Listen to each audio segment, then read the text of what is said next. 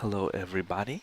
This is Hey Let's Art. That's the name of this video series or podcast or whatever you call it. It's a YouTube thing.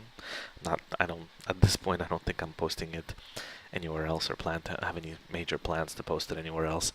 I am Alex, and what we're going to do, as usual, is I'm going to paint. I'm going to talk about random stuff, and you can hang around if you want, if that's something you're into, and listen and watch, or if not, that's cool too. There's like a lot of stuff you can watch on YouTube and listen to. There's so many really great podcasts out there. I will not feel bad. This the whole idea is really just this is a side project for me um, to really, I don't know, just get me painting, just get me doing something to, just get me temporarily engaged with a thing that, to a certain extent, is measurable, and also limited, finite.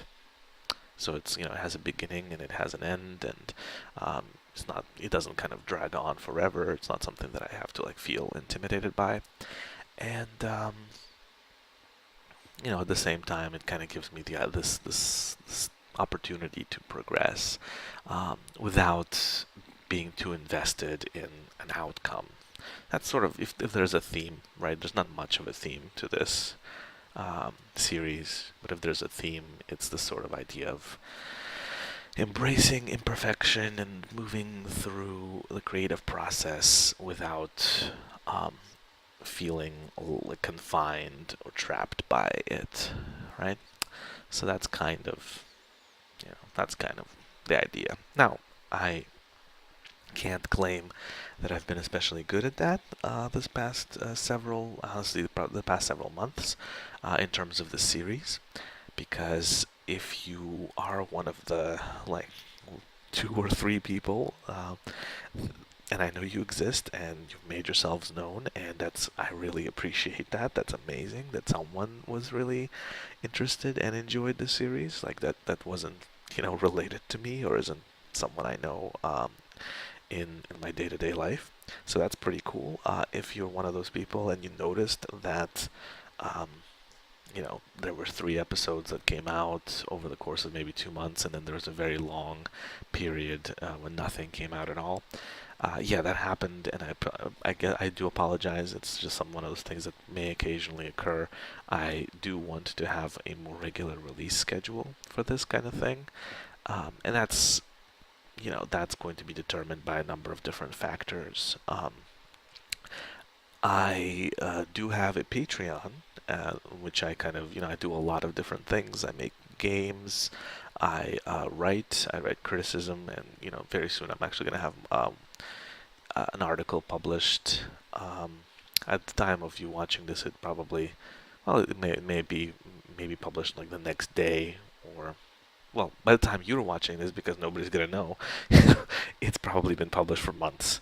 you know, but I have an article coming out. I make um, kind of video game type stuff, and I've started to make some sort of tabletop game type stuff. I write, I do a lot of different things, and I do have a Patreon for that, and this project also is included in that. So if you are one of the people who is specifically interested in this and wants more of this, one thing you can do to help that happen is if you subscribe to my Patreon, if you become a patron, you can message me through there and tell me that just let me know, literally just directly let me know.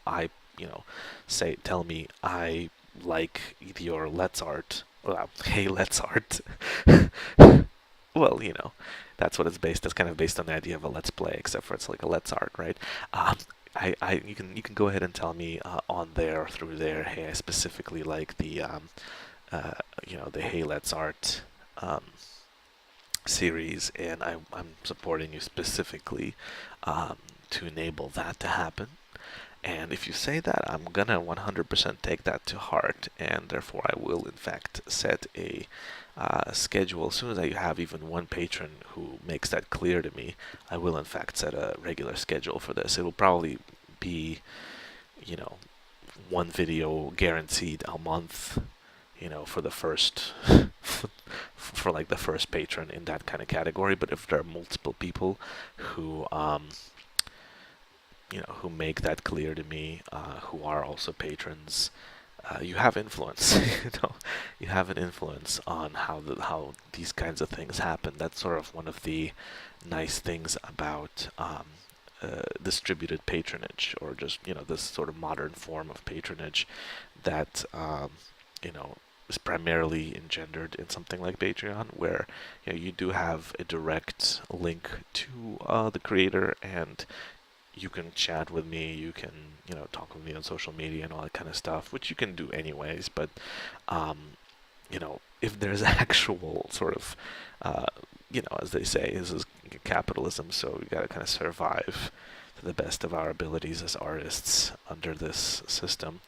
If there's actual extrinsic motivation and I know people are interested, I absolutely will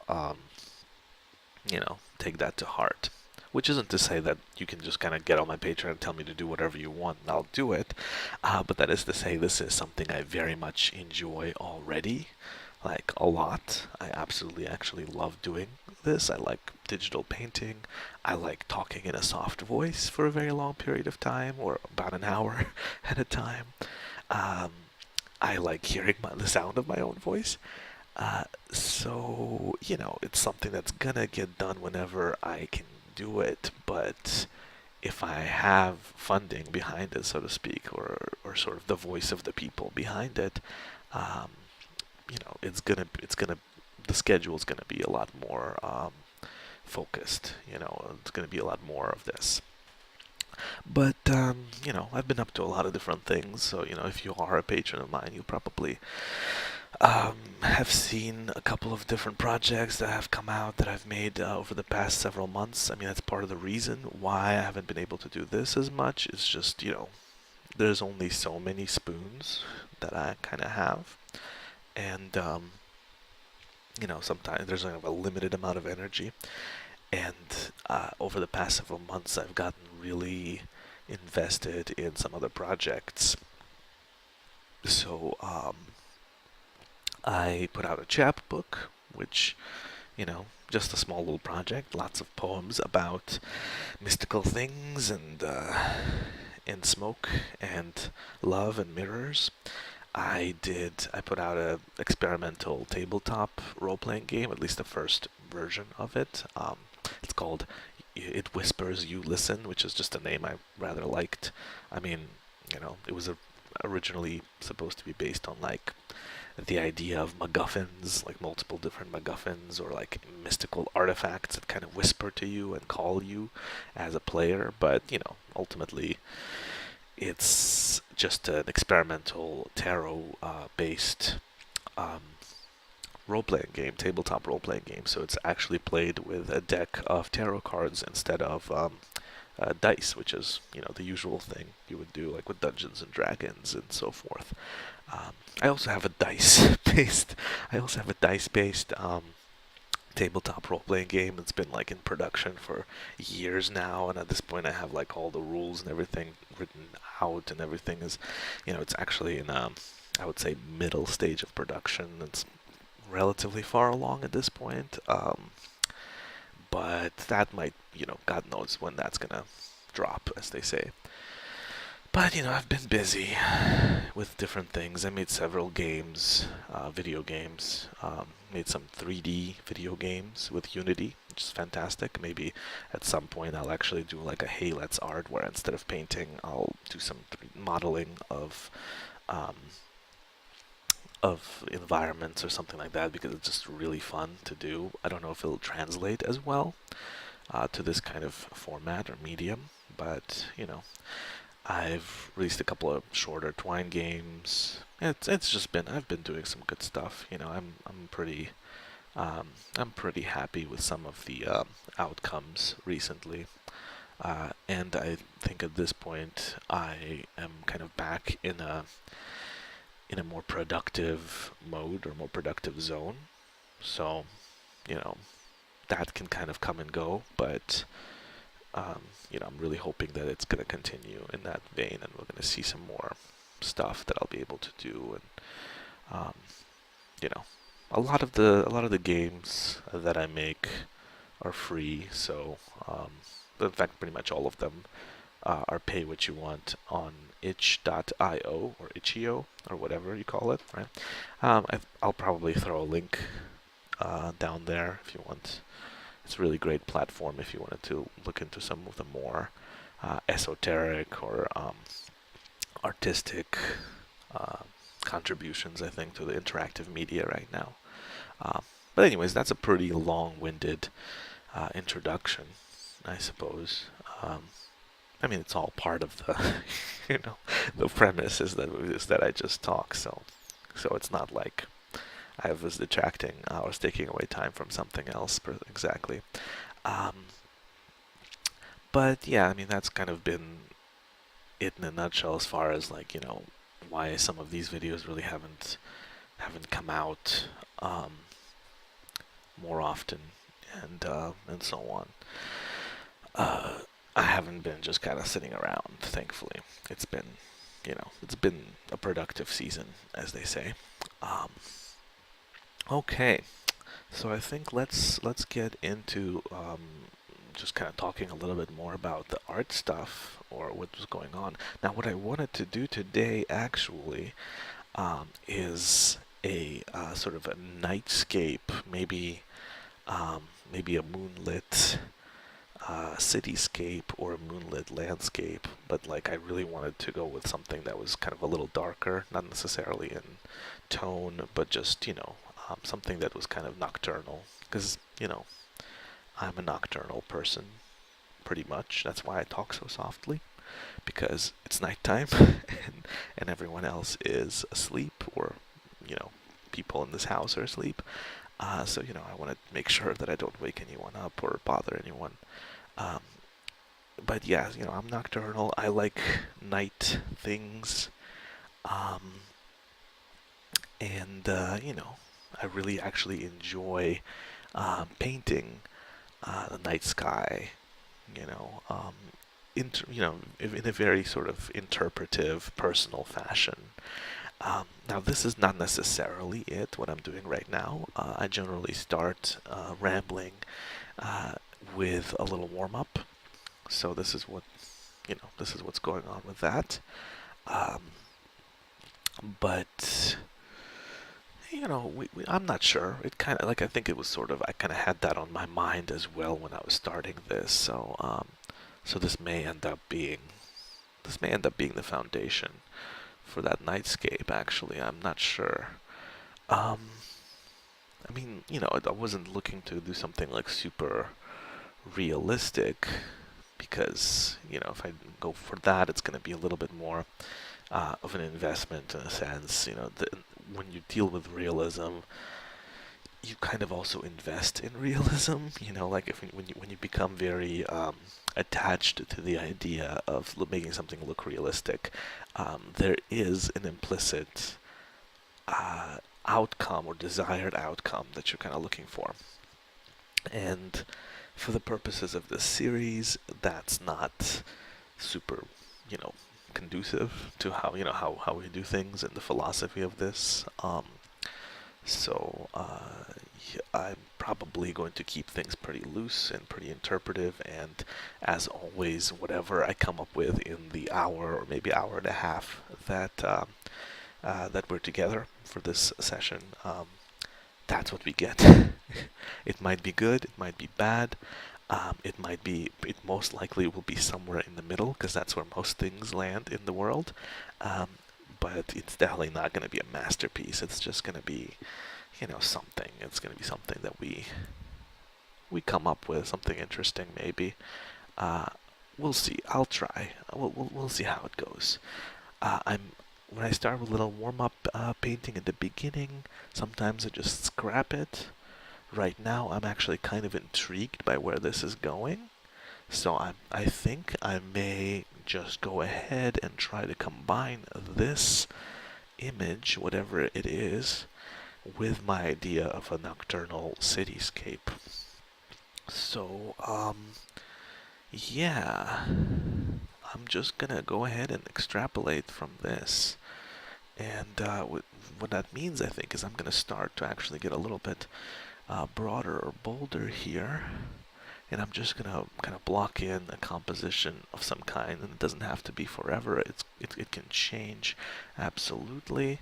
I'm just kind of going to find some of the places where I kind of want to place the, put the heavier masses in some of the places where I want to kind of keep negative space, or I definitely want to have a pretty prominent night sky element to this painting.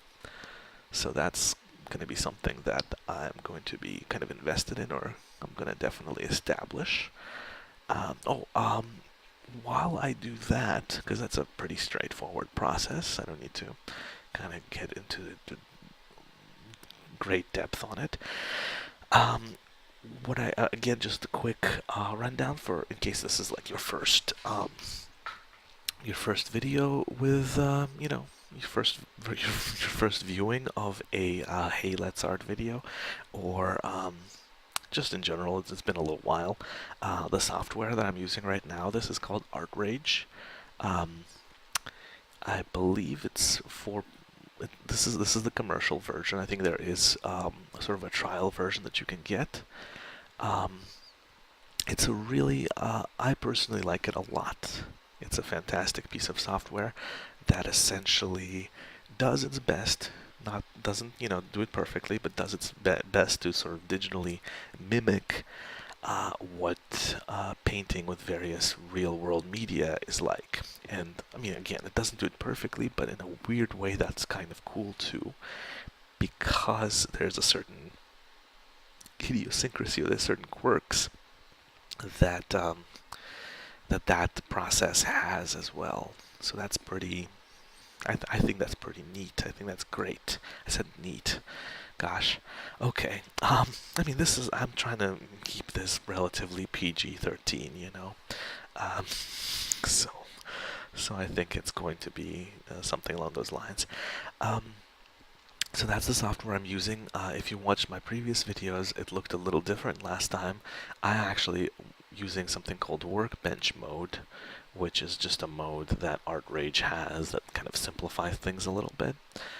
Since I don't mess around with too many different tools, I mostly just kind of play around, like use the oil brush, and kind of mess around with that and the different sizes and qualities of that.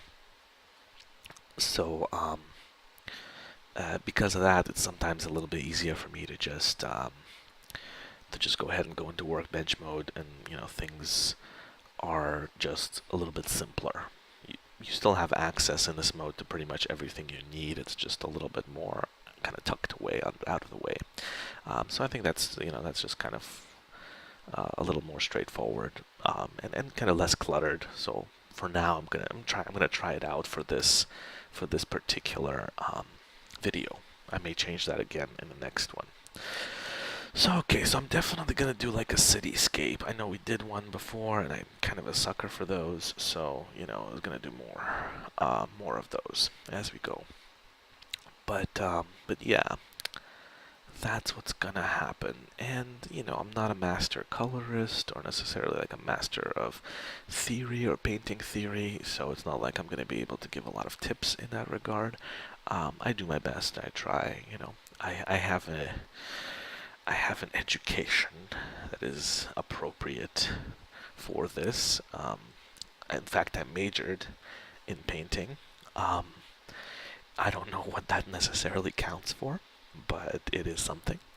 Uh, but I've always been kind of a by the seat of my pants kind of painter. So you know, uh, the technical aspects of things have not always been have never really been my major concern. I'm definitely interested in them. I just, um, sometimes I do things that don't necessarily make sense or are not necessarily the best thing to do. They're just, intuitive to me at that moment, and maybe wrong.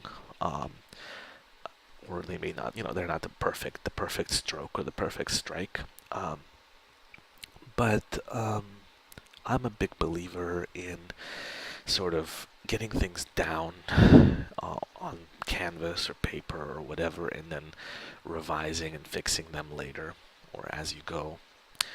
It's it's I think like really a more productive way to think about the creative process instead of thinking about it as something like having to execute something from the get-go.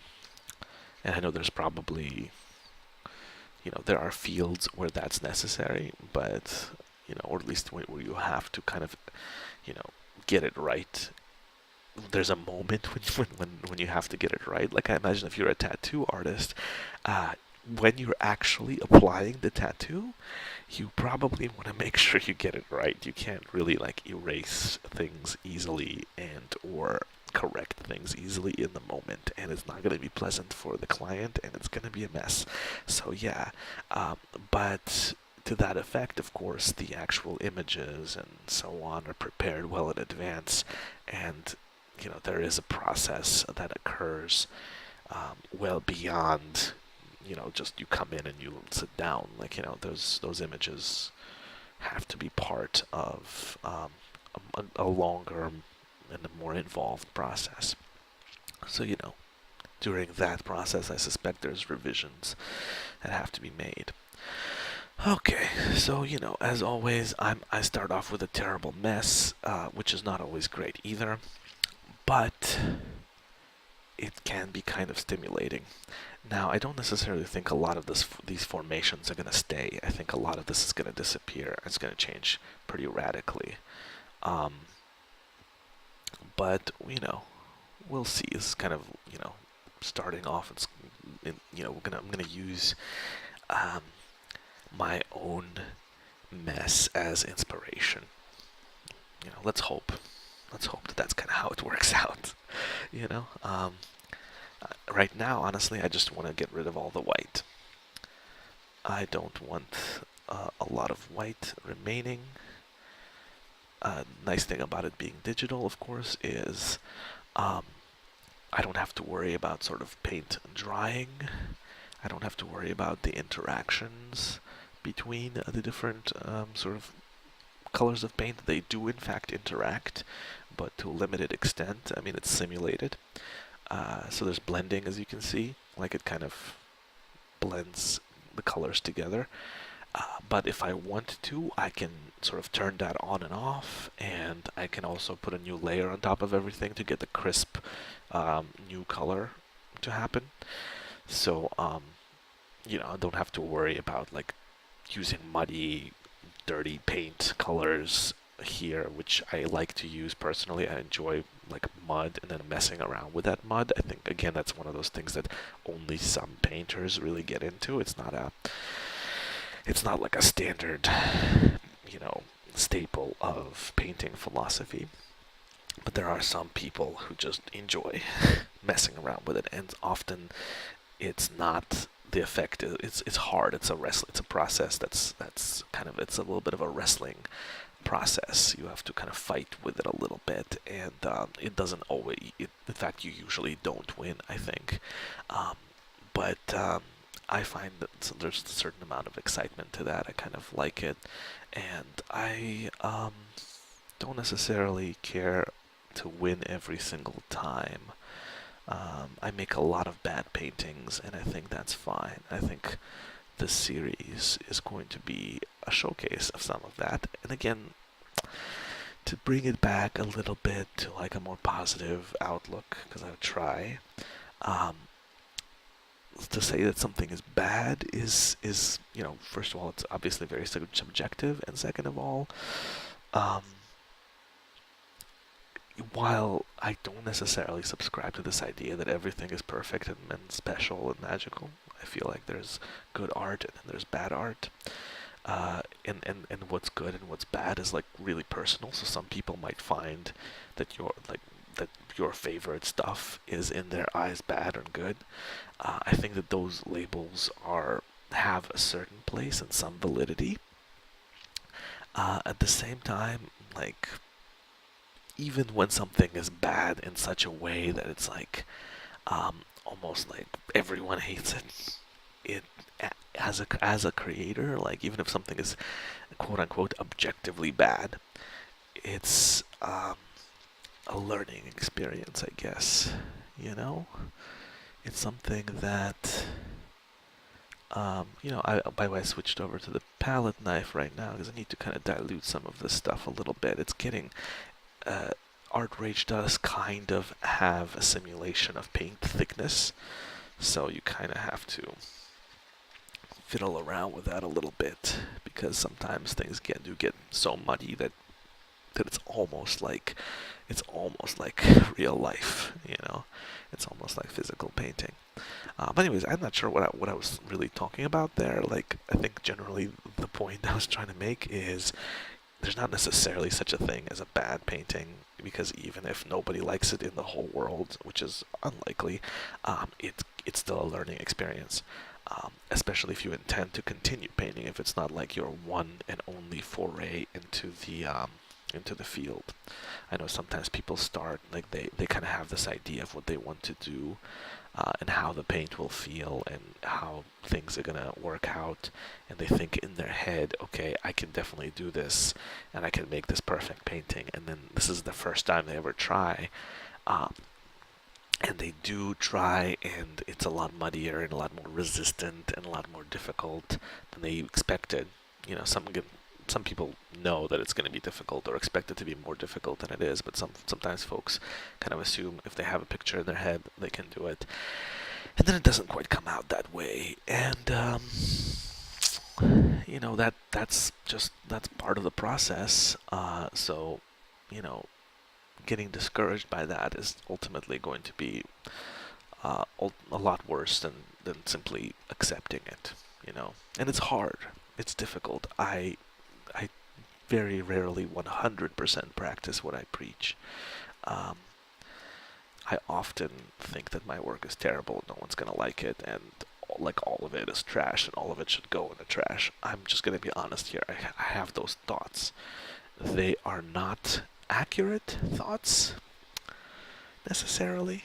That's a little bit cognitive behavioral trick, for you. Is to realize what is and what is not, in fact, accurate. They cannot possibly physically, literally, in the universe, be accurate thoughts. Um, there's no such thing as something that's like completely and impossibly irredeemably bad. That's just not realistic. Like, it's literally, that is unrealistic. Um, I'm gonna mess around with this a little bit when this is gonna be really bad probably for the painting as a whole. But what I'm gonna do is I'm going to what I just did is I lowered the loading, which means how much paint is on the actual quote unquote brush, and then I raised the thinners, the paint thinners, which is basically kind of the opacity, but it's more than opacity. Like, I know, like in Photoshop, if you're just working with like a regular digital brush, you can deal with opacity, which is like just um how transparent your image is, right? Whereas this, the calculations are more complicated. It calculates the thickness of the paint underneath it. It moves paint around. As you can see, I'm leaving these little streaks, right? This like little digital, like procedurally generated like streaks when I do this. And but that's kind of roughly what it's equivalent to, this idea of opacity. But it's like in real life, thinners would be something like turpentine or Gamsol or gum arabic. Well, not gum arabic. What's it called? What's the other one? There's different ones you can get. Generally, turpentine is not recommended if you're interested in physical oil painting. I can tell you this stuff I'm qualified to tell you for sure. unless you have fantastic ventilation and practice safety very, very, very diligently, and I'm sure I've probably given this talk before in one of my other videos. Oh no, I'm 100% sure I did, but this is probably something that's good to repeat occasionally. Um, you are going to potentially run into some carcinogens there. Oil paint is, in and of itself, quite carcinogenic, and turpentine is really bad for you in all kinds of ways. The fumes make are not fun. They can, like, if you're working in an unventilated area for any extended period of time, I've been through it myself. It can make you feel real woozy and sick, and it's just not a good time at all. Um, and so, you want to try to limit your exposure to that.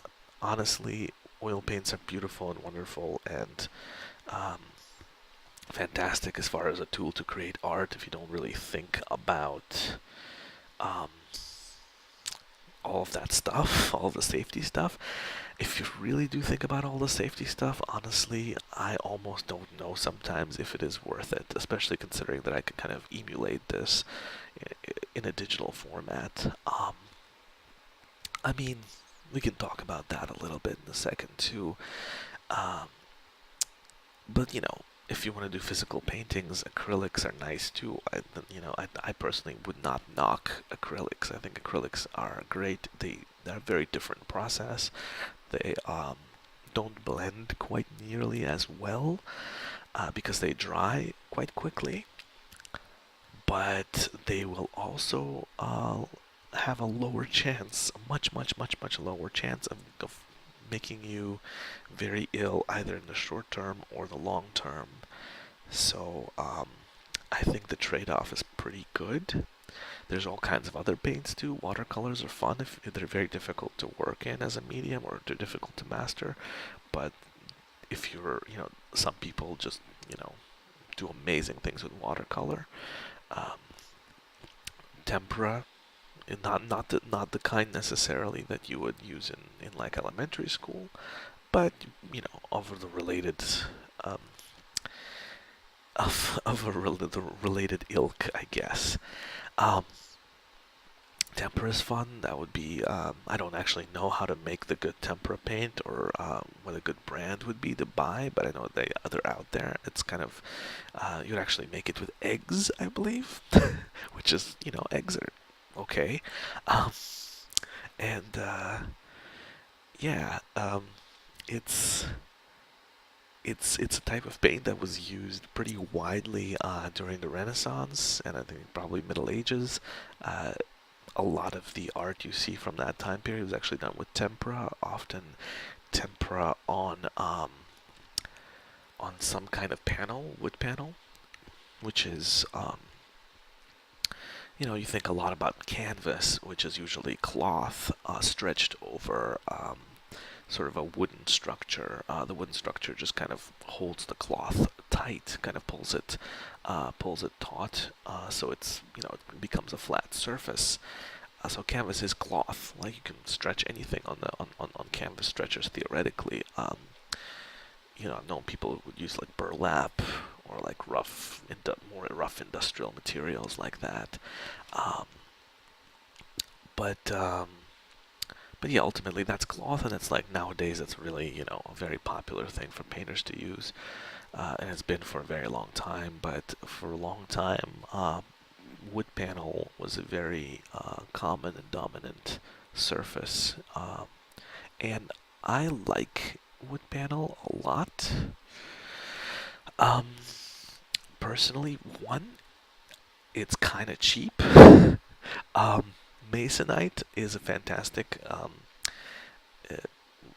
it's not. It has problems because it's not actually intended necessarily as a painting medium. It's probably intended more as a construction material, but it works really well on the smooth. There's a smooth side that's kind of treated already, and then there's a rough side, and then if you like, just kind of throw some gesso, which is a primer. You usually want a primer, like the kind of put that white, like it's basically like white paint, which you put the other paint.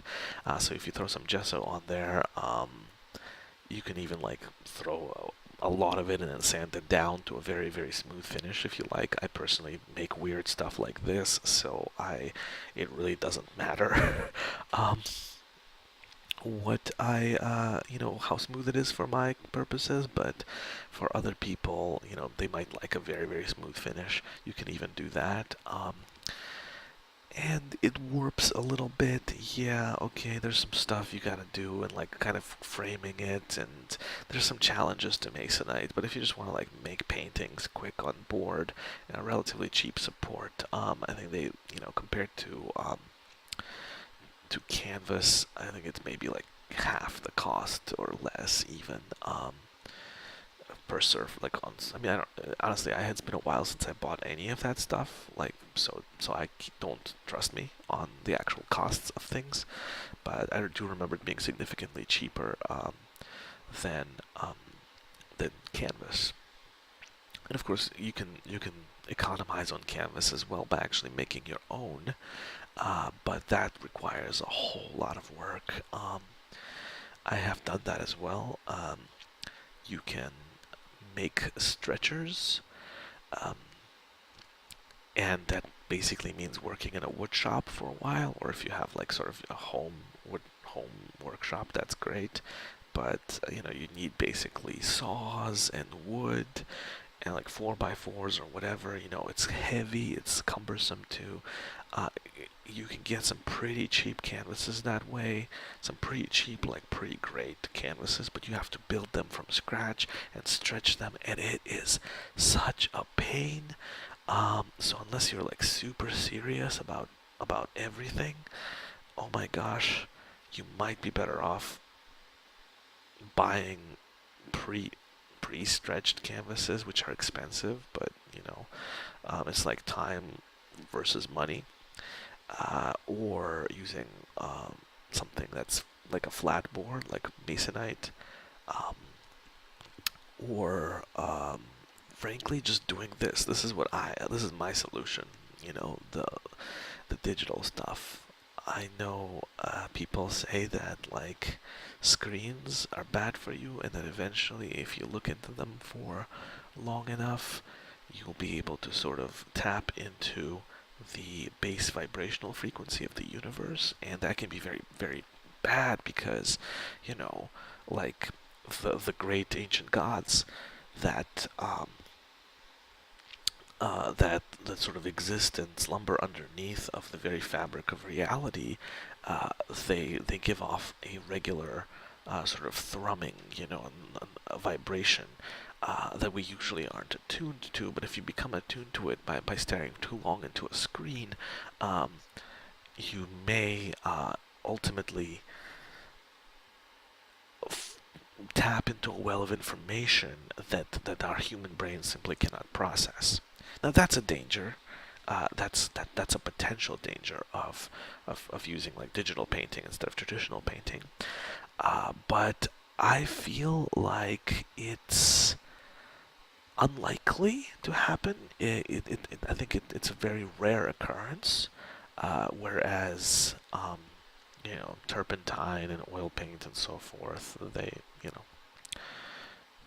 really they really have some pretty active carcinogenic ingredients in them.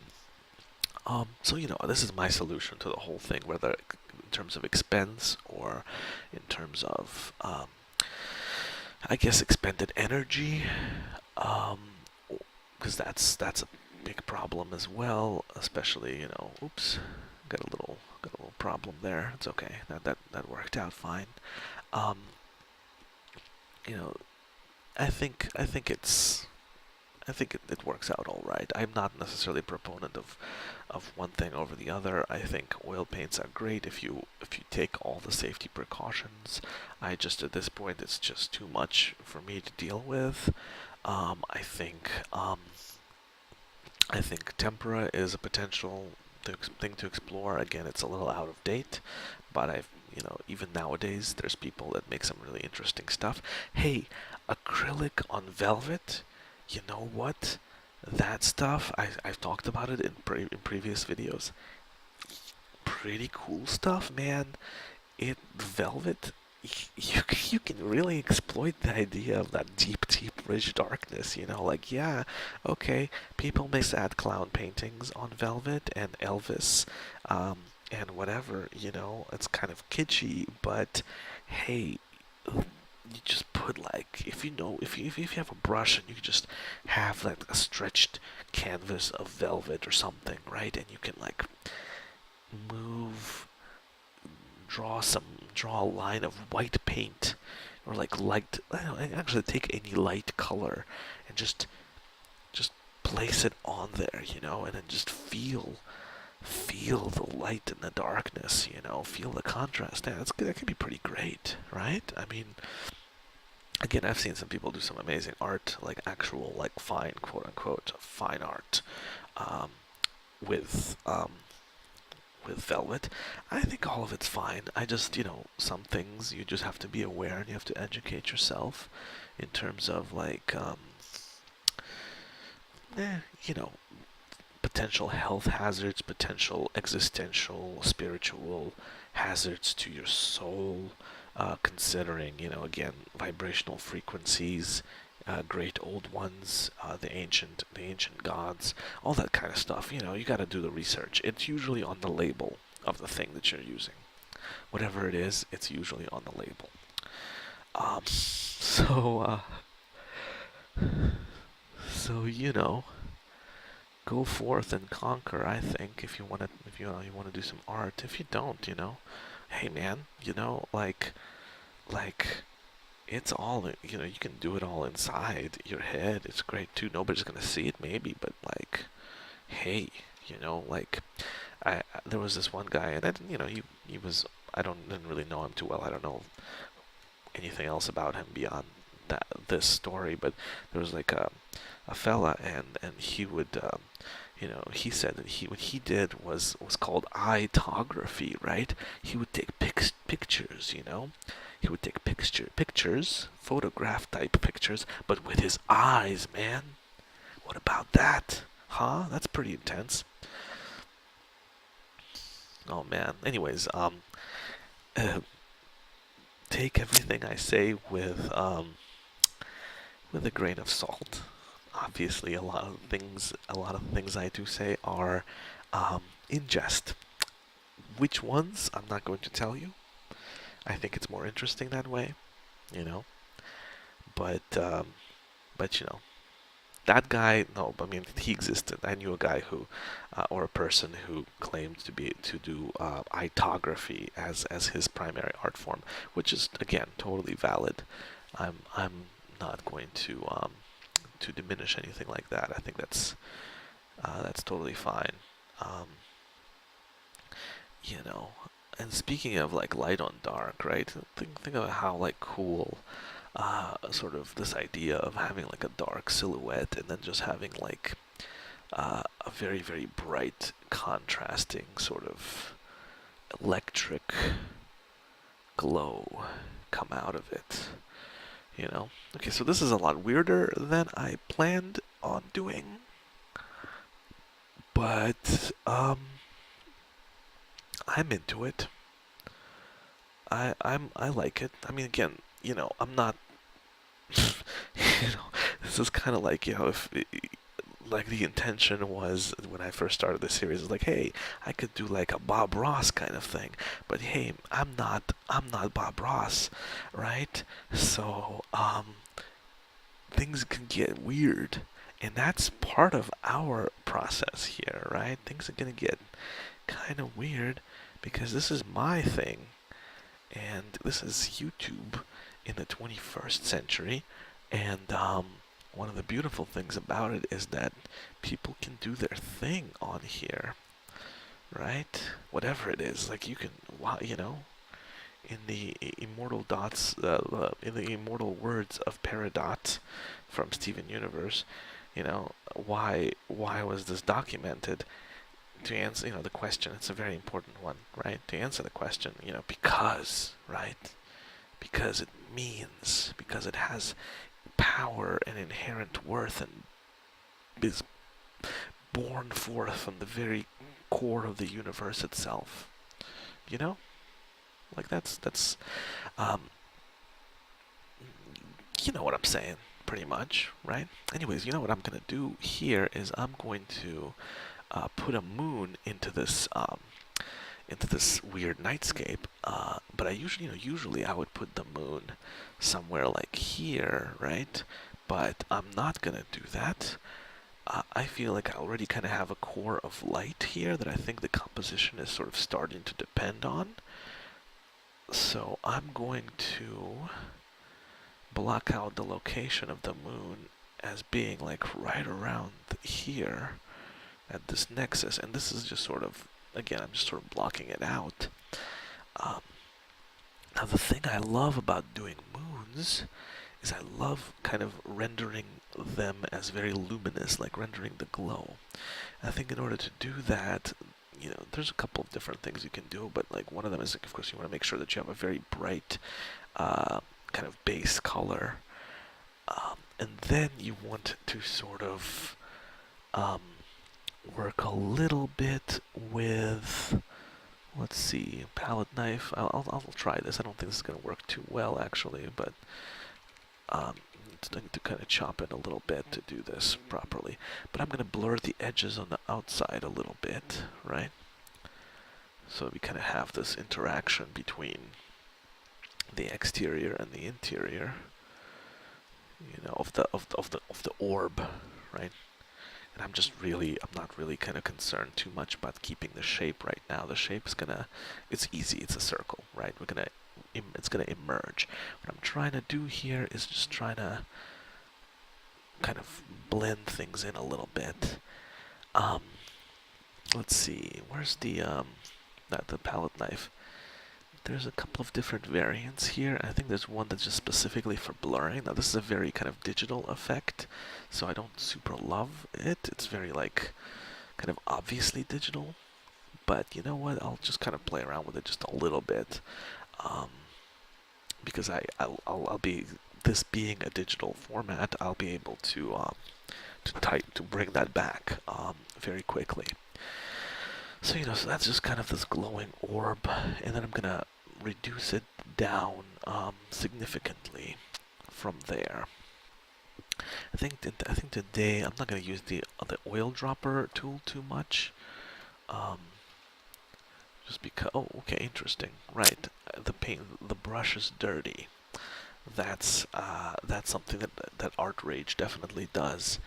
Now, where are the cups?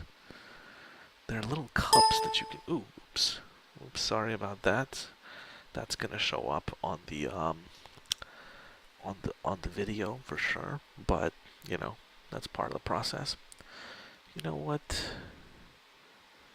I'm just gonna go. I'm just gonna roll with it for the purposes of time, and just the philosophy of this video. So I'm just gonna darken that, and I'm gonna throw that in there, and I'm gonna darken that even more. I'm just gonna throw that in there. I'm not gonna use the eyedropper tool, as I said. I'm just gonna kind of go with whatever colors come up, and some of them are gonna be real messy, and they're not gonna match the other colors. It's gonna be total nonsense, total and absolute nonsense. It's gonna be great. Right. Okay, I'm gonna make this well, not a lot, but a bit bigger. And I'm gonna very lightly, what I'm also gonna do is again turn up the thinners, turn down the loading. Right, so things are gonna get a little bit more. Well, that's too much. Now it's basically like that's like demonstrating what it would be like if the paint was eating away, or sorry, the turpentine was actually eating away the paint. Thankfully, in this version, in this universe, I can bring it all back. I can reverse time. That would be a nice trick to have in real life painting, I think. Yeah, so okay, so there we go. Yeah, and I mean, there's certain things, of course, like these weird streaking kind of forms that show up. Obviously, don't quite happen in real life, but you know, whatever, whatever. So I wanted to just kind of throw the moon in there. The moon is very important. It's a very powerful and beautiful image. Very, very, or you know what I'm saying. The moon is very is full, is endowed with, it's like, very, very powerful energies and so forth, right? You know, because it's the moon. The moon is I'm gonna bring it closer to blue, I think, away from green. I had it a little too close to the green side of the spectrum there.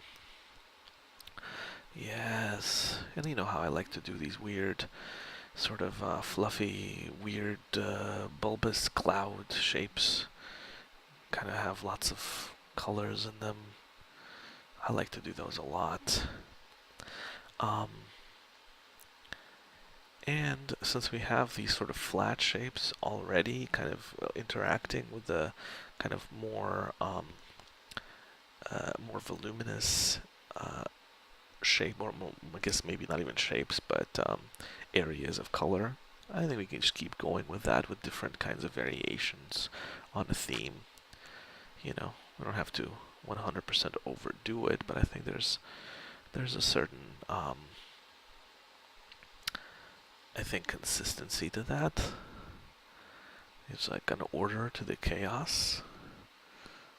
There's a reason behind the weirdness here, the method to the weirdness. Oh man, this is beautiful, man. Look at this. Look at that blue. Look at that weird blue color. Man, I'm not sure like how long we've been going so far, but so I think we haven't quite hit the hour yet. I'm gonna probably go for another 10 to 20 minutes at least, minimum, But I'm really excited about this right here. I mean, even though it's a mess, and that's kind of what we always end up getting. But I'm really excited about this mess, and I might go a little longer today, just a little bit. I mean, again, I don't know. I might go shorter than usual because I actually kind of forgot to remember to note exactly when I started. Um, Now this right here, this little shape right here, since I'm using flat shapes, I don't really feel like I want to do too many sort of three-dimensional forms. I want to kind of, and honestly, I don't even know if I want to have like a very dominant city kind of cityscape in a realistic way, like we are inside a cityscape. I kind of like the idea of these buildings off to the right side of the painting as being this sort of floating dream city. Whereas, so I do want to explore the possibility of having these three-dimensional shapes and having those two-dimensional shapes together. I think I like that contrast, even though it might be jarring. It doesn't quite work in every single instance. I like the idea of that, but I don't want it to be too kind of overwhelming. So we'll see how it balances out. I think I think we'll do all right. It's not gonna, and again, it's gonna be something. It's gonna be interesting. It's a journey. We find, I think, one of the nice things about this kind of project or this kind of work is, you can find like really interesting, weird places to visit, to sort of experience. Which you might not have seen otherwise. It's like dreaming, like doing this kind of like weird doodle painting in a way, like is almost like dreaming while you're conscious. I think I had an instructor once say something very similar about 3D modeling, which yes is definitely true. But I think he had a facility with 3D modeling that I, to this day, still don't have. Gotten better at it, but, I can't just, like, throw things together with, in 3D the way that I could, like, in 2D. So, I understood what he meant, but I think for me, this tends to be more more the case, when I can sort of dream in like this flat, like working with this flat virtual plane. Um, Ooh, look at all this! Look at all of these clouds and steam. The steam is it's like a vapor rising up from the earth, and then oh man, right? Oh gosh, it's really, you know. Um, but now, I wanted to talk a little bit about this idea of, because we were talking about supplies and materials, which is, a pretty common topic. I think, again, I've talked about those things several times in past videos. But I want to talk a little bit about like this idea of objecthood and this idea of like a painting as a painting. And I don't know necessarily if I have like any massive or any massively important or unique answers to that. I just wanted to kind of address that a little bit because, when you're dealing with digital, there's that element, and it's hard. It's a challenging aspect of digital work if you're not an quote unquote an illustrator. Like I personally think a lot of times these divisions between like a painter, an illustrator, and like kind of a graphic designer and blah blah blah, I think a lot of them are relatively arbitrary. There are definitely different approaches and different skill sets that go into some of these things, but I think they tend to be a lot more closely related than not.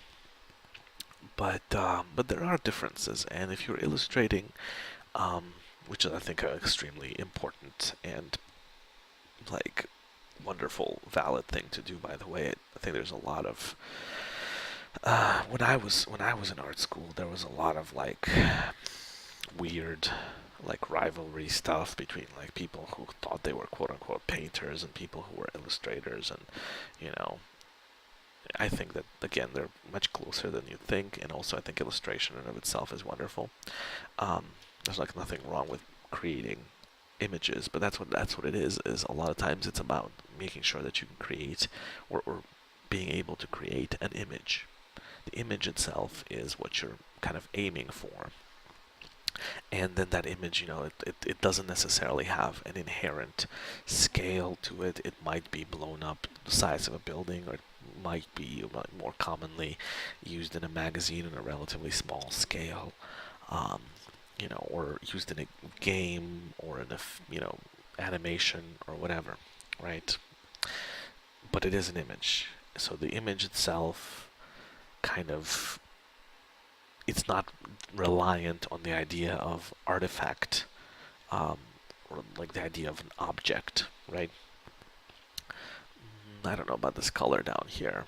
Maybe we'll see. It's very very bright, and it's kind of an interesting contrast to what's happening on the other side of on the opposite of the screen. But well, we'll see. We'll see. Um, but when you're sort of quote unquote a painter,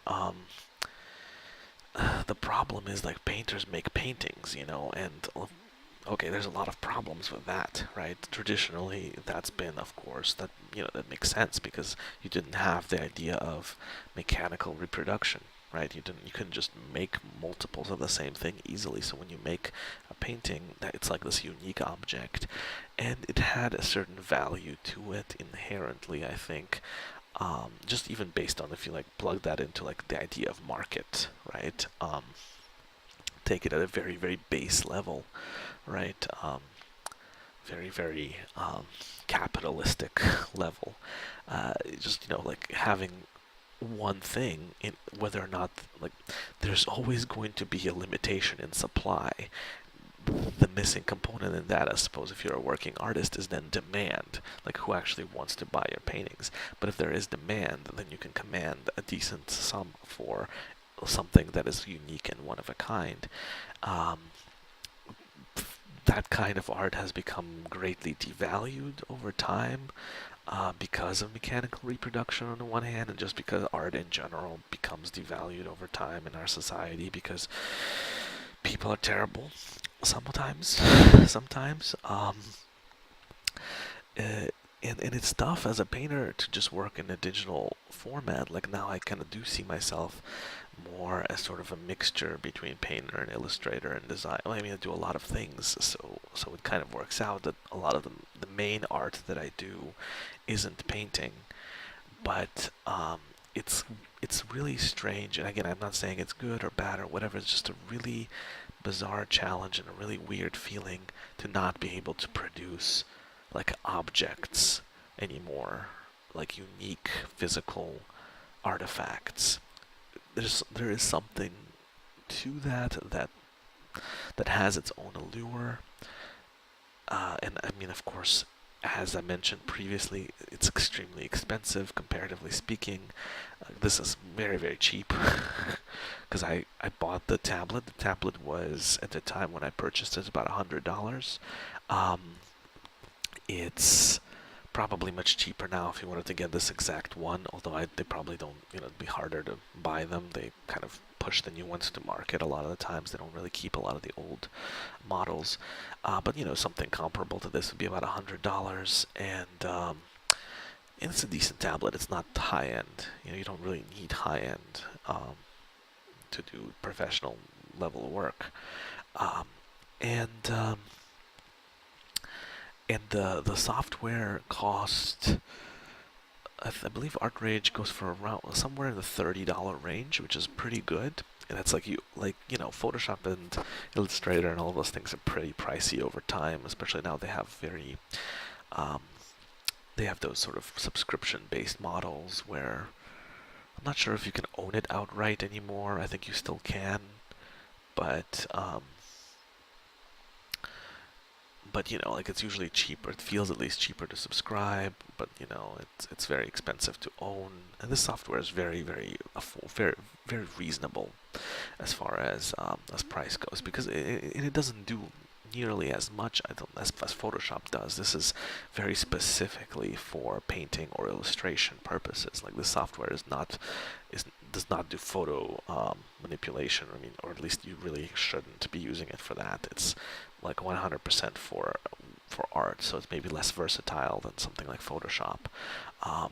But yeah, it's very affordable. It's like, I'm not a very wealthy person, so I had to kind of save up even a little bit to be able to have to be able to afford this tablet, to be able to have even the computer that I use for this. I kind of, that's several paychecks, kind of bits of several paychecks, and I got a pretty good deal on it from a friend. Actually, it's very used. Um, but you don't have to even this is a nice computer. I think. I mean, it's getting up there in years, so it's probably not going to be the best of. I mean, it's not even the best of the line anymore, or top of the line anymore, even remotely. But it's very capable still. But it's not, But you don't need a computer like that. You just any decent like modern thing that can run ArtRage. This is not like top of the line 3D graphics. It's probably more intensive than like MS Paint, and it definitely, I wouldn't recommend doing it on like a really, really dinky laptop, but it doesn't require something super fancy. It's accessible. Um, Whereas over time, physical painting, oof, it's man, it's up there. Uh, you could spend easily $200 in one like shopping trip to buy art supplies, and that'll probably get you um, I don't know, depends, but in my experience, 4 to 5 crappy, quote unquote, bad paintings or whatever. Because remember, they can be bad or good. Nice thing is you can keep reusing the same canvases, whatever, paint over them, great, you know. Um, but yeah, the materials become more precious. You really don't have as much room to experiment. I really like this. I just really miss the idea of having, of like, when I'm actually done with the painting that I'm really happy with, of like having that forever. Not, well, until it falls apart and, burns in a fire or drowns, gets waterlogged in a flood or whatever. Having that object as like a result, like there's something magical to that. And again, I don't necessarily think it's inherently good or inherently bad. It's just something. I do kind of miss that. Um, but yeah, I guess one of the ways I deal with that is I do a lot of stuff, and I don't really see myself as a painter per se. I just see myself as a person who can paint to some extent. Whether well or badly is, you can judge, I suppose. Um, I don't necessarily think this series is a good indicator, considering the time constraints. But but yeah, I see myself more as just sort of multimedia artist type person. I think a lot of the stuff that I work on is very design oriented as well. You know, games and things like that, which I've started working on over the past several years, and have put out a few, and going to continue putting out more. Those tend to be very multimedia focused. I think a lot of the work and a lot of the stuff that a lot of the skills that I learned as a painter or as a person who paints, right, translate actually, interestingly, into some aspects of game design, especially when I started working in three-dimensional, or in Unity, I guess. I started working in 3D. I started to see that, like, you know, I can never, I can never render like high-end AAA graphics or anything like that, but I can create some pretty interesting imagery using broad shapes and color and like very judicious color selection without necessarily having to rely on processing power for the visuals. And of course, the first couple of games I made in 3D are a little clumsy. I'm really interested in exploring more of that in my next one, which I'm sort of putting together, mocking up some stuff right now. It's going to be kind of interesting. For the next one, I'm probably going for something real weird again, but like, you know, working with sort of low res kind of sensibilities is, I think, very natural coming from a painting background, because paintings sort of rely on an understanding of low resolution per se, in a sense, right? Um, the idea of painting relies on an understanding of how things fit together on a very basic level, like basic shapes and forms. And then you kind of add the detail. But a lot of times, if you see a pretty good painter, and again, I don't claim to be one, but if you see a pretty good painter, let's say doing like a plein air kind of painting, right? Meaning like working outside, and let's say doing like an actual landscape, not like a weird thing like this, but just a cityscape or a land or a countryscape or whatever, you might actually see, like, in the first half hour to an hour of their work, which is, again, I reiterate that that's like not even the beginning of the process. It's very, very early. So which is why we all, like, what we see here, I think, on this series is pretty much lots of little beginnings, or sketches or doodles or whatever. But I think what you usually see, you'll be able to see when a good painter does that, is it almost feels like, they've got it. They could hang that in a gallery and it'd be fine. That's why Impressionism works, and that's how Impressionism works. A lot of Impressionist work kind of relies on the idea of just being able to capture something very quickly. And some of those do end up in galleries and do end up being presented as, like, finished pieces. And again, if it takes you an hour, that's fine. If it takes you 10 hours, 20 hours, that's fine too. I'm just going to get rid of this shape here and mess around with this here. I think there's a little bit too much of a step ladder kind of feeling to this, but well, again, something like this kind of work, I think is, you can bring it to a level of resolution that's, I think, pretty satisfactory. Within anywhere from within an hour to like anywhere from 1 to 10 to 100, right? It really kind of just depends. I think for me, it usually like again an hour is sort of just the beginning. I usually need to go a lot longer. Um, but yeah, resolution. You know, you can see you can see when a good painter sort of especially works from observation, they'll be able to put something together that really feels like very complete or very close to complete without a fine detail being like an aspect of it.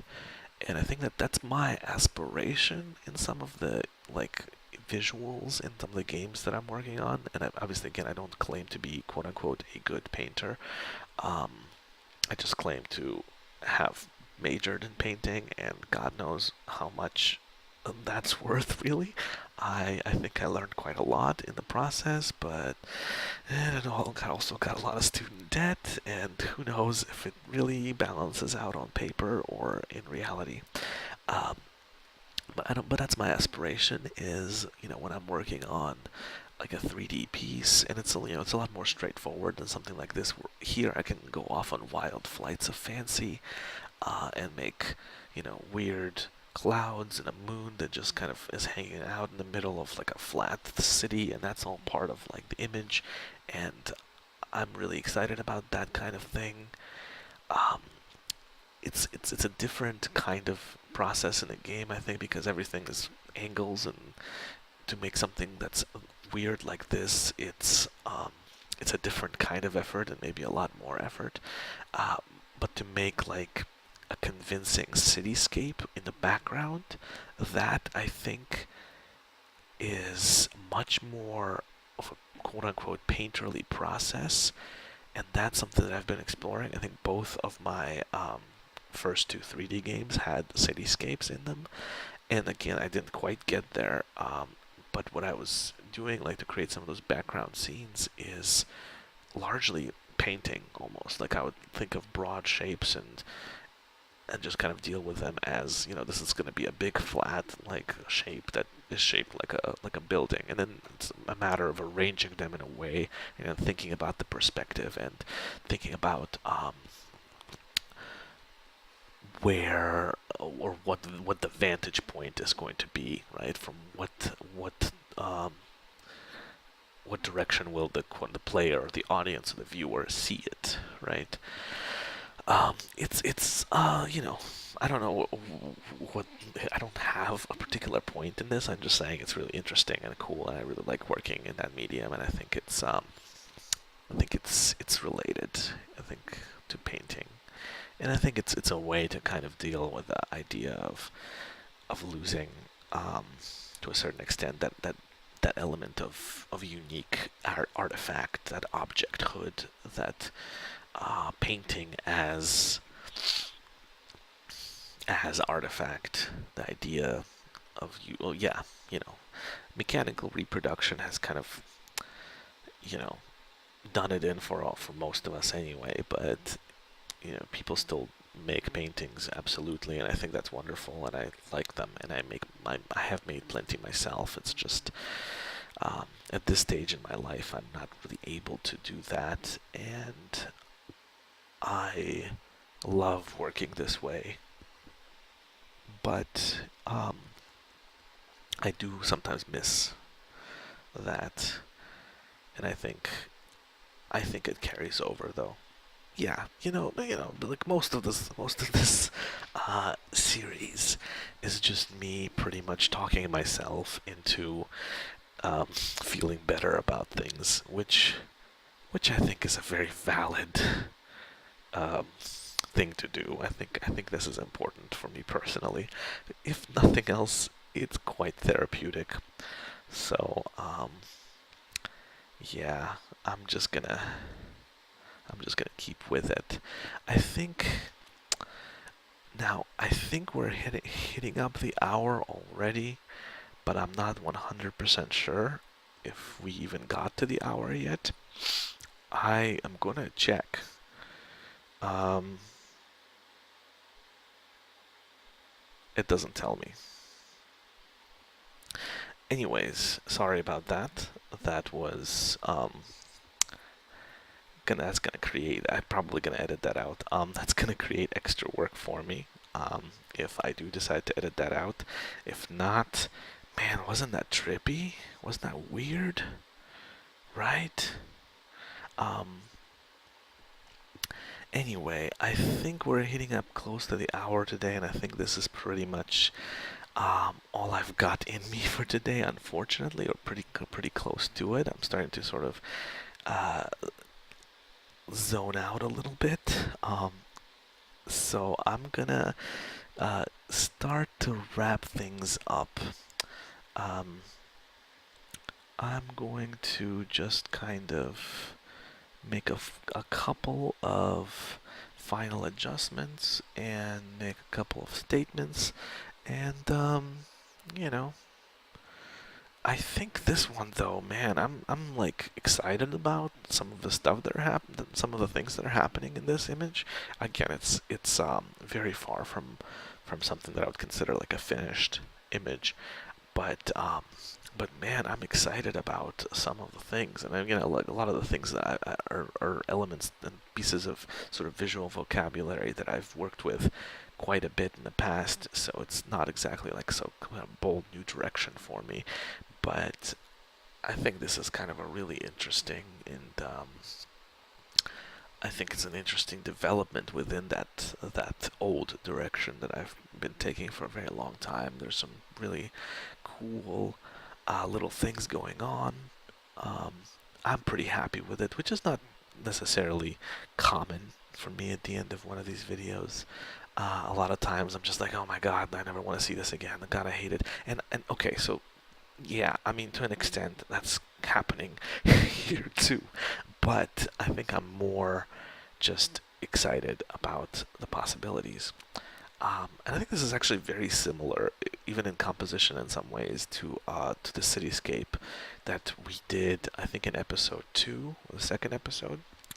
I think there's like a lot of it was very similar to this in terms there was a flat, kind of, or sort of horizontal plane kind of cutting through the middle, and um, yeah, and then there's like these kind of shapes and overlapping bits and pieces and so forth. And I think that was more of a daytime kind of maybe dusk scene, and this is a nighttime scene. Um, but I think it kind of works almost in concert, or I guess as a series with that. But in some ways, I'm a lot happier about some of the things that are happening here. I think with a little bit of work, it can really be developed into a really nice, um, weird, surreal, like kind of a little bit discordant, designy. Yeah, it could go a lot of places. It can go into a lot of different kind of directions here. I'm gonna kind of, yeah, cut that a little bit just to create a little motion there. Um, and just make it a little bit more. I don't know. Do I like that? I don't know if I like that. We'll see. Yeah, I'll leave that alone for now. Um, oof. Yeah, I'm really okay. I'm just really suddenly like, oof. I was just like, sometimes these things happen where you're working and you're sort of sitting around, and then like it just hits you like a ton of bricks. Oh my gosh, you just need to be done for now. And yeah, I'm starting to go into really get into that zone where it's just not flowing. So I'm not sure if I'm over the time limit or if I'm a little bit under it. I think I'm pretty close in that general sense, but I think um, I suspect that this is probably time for us to call it. Um, Again, just sort of to do a little housekeeping here, I'm just gonna leave this painting to itself for now. I'm just gonna stare at it and learn to hate it as much as I actually kind of love it right now. In its bizarre, weird, it's just, oh gosh, I'm into this. I'm into this. I'm into what's happening here. There's a lot of interesting things. I could do a lot of cool stuff here, I think, like in the top right corner where the buildings are currently. I can I think I can do a lot of stuff there, and I can bring a lot of resolution and contrast forward. But I think as a sort of early beginning first hour kind of thing, this is one of the more fun things that I've done in a while. I'm probably gonna um, kind of explore this direction a little bit more further in the future. And as I said before, I might actually bring in some of the older pieces that we've done before, including this one, which is now an older piece because it's, you know, the video is almost over. I'm gonna bring some of I may bring some of those back and like sort of do the second, see, kind of do almost like a demonstration of what that second session would be, the second round, uh, whether or not it makes things better or sometimes ruins things or whatever. That I think that's an important thing to do as well. So some of those may come back. It really kind of depends on. Um, it really depends on what my brain is doing at that point in time. Um, but yeah, to do some housekeeping. Uh, well, I mean, there's not too much at the moment.